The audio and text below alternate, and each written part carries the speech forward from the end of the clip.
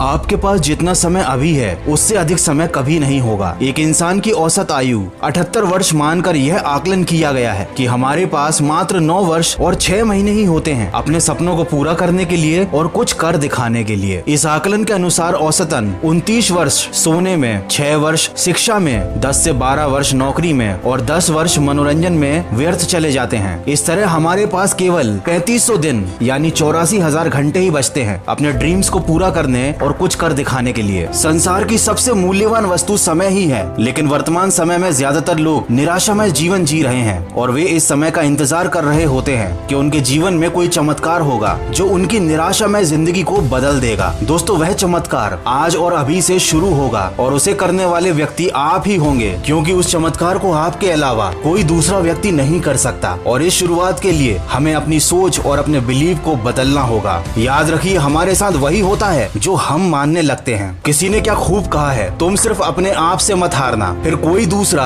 तुम्हें हरा नहीं पाएगा। ये उदाहरण आपने कई बार सुना होगा कि वैज्ञानिकों के अनुसार भौरे का शरीर बहुत भारी होता है, इसीलिए विज्ञान के नियमों के अनुसार वह उड़ नहीं सकता। लेकिन ये बात भौरे को पता नहीं होती। वो मानता है, वो विश्वास रखता है कि वो उड़ सकता है, इसीलिए वो उड़ पाता है। इसीलिए सबसे पहले हमें अपनी गलत धारणाओं और अपनी नेगेटिव बिलीव्स को बदलना होगा। हमें ये मानना छोड़ना होगा कि हमारे साथ वही होता है जो भाग्य में लिखा होता है। दोस्तों, असलियत तो कुछ और ही है। हमारे साथ जो कुछ भी होता है या होने वाला है उसके जिम्मेदार सिर्फ हम होते हैं। इसीलिए जिंदगी में खुश रहना या दुखी रहना सिर्फ हम पर निर्भर करता है और भगवान भी उन्हीं की मदद करते हैं जो अपनी मदद खुद करता है। अगर कोई इंसान ये सोच रहा है कि उसके साथ जो कुछ भी होता है वो उसके हाथ में नहीं है, तो सबसे पहले उस इंसान को अपनी ये गलत धारणा बदलनी होगी। आपको एक बहुत अच्छी किताब का नाम बता रहा हूँ, change your schedule change your life. इस बुक की समरी जरूर सुनिएगा, इससे आप अपने समय को और अच्छी तरह से मैनेज करना सीख जाएंगे। और इस बुक समरी को आप सुन सकते हैं कुकू एफएम पर। कुकू एफएम एक ऐसा ऑडियो बुक प्लेटफॉर्म है जहाँ पर आप बहुत अच्छी